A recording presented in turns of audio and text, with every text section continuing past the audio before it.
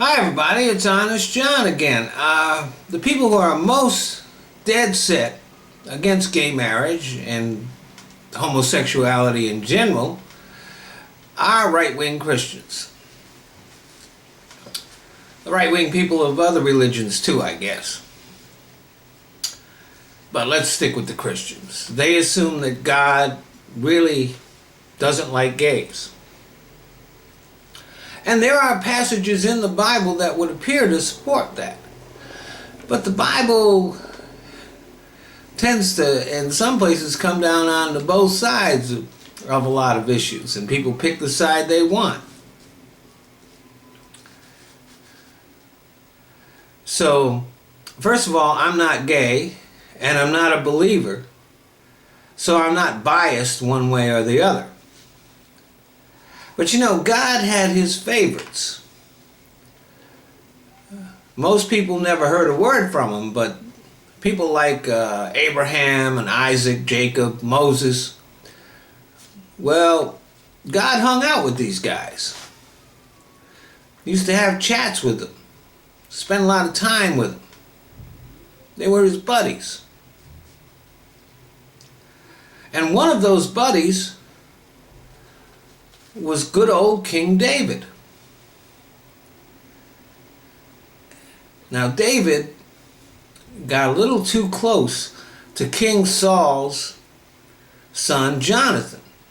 And Saul picked up on what was going on, and it created a conflict between King Saul and David.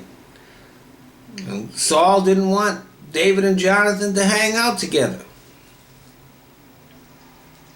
And David called the love between him and Jonathan more wonderful than the love of a woman. So let's not try to pretend that this was some platonic deal here. David was gay.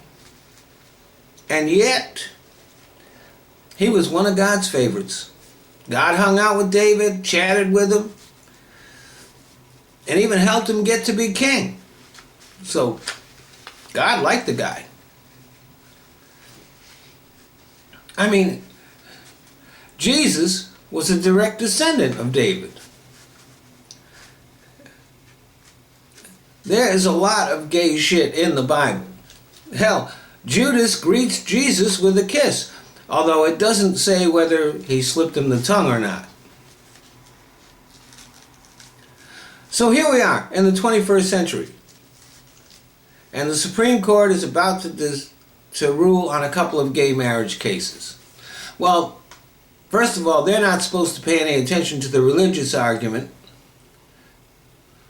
The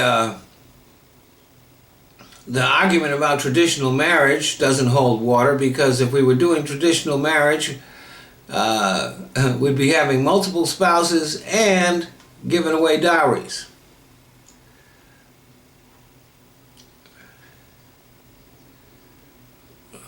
But the Supreme Court, I think what they will do, and most legal beagles kind of are saying this, is that they will probably leave both sides disappointed. Their ruling will be cautious and narrow and really won't settle any questions. As a matter of fact, it will raise more questions than it settles. But it really doesn't matter what the court decides. The American people have already obviously decided that gay marriage is not a problem for them. Our Constitution says we're all entitled to equal protection,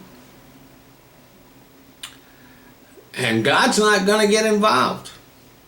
After all, some of his best friends are gay. Thanks for listening.